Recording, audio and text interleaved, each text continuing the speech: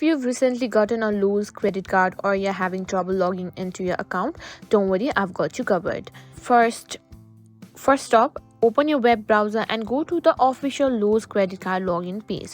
You can do this by typing on www.lowes.com/credit in your browser. This will take you to the official login page for your Lowe's card account. Now once you're on the login page, in the first field enter your username and in the second field enter your password. After you've entered your username and password, click on the sign in button to access your Lowe's account.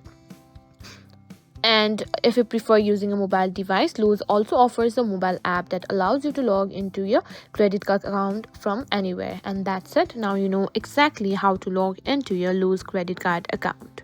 It's quick and easy whether you're doing it through the website or the mobile app. If you found this video helpful, don't forget to like, share and subscribe to our channel.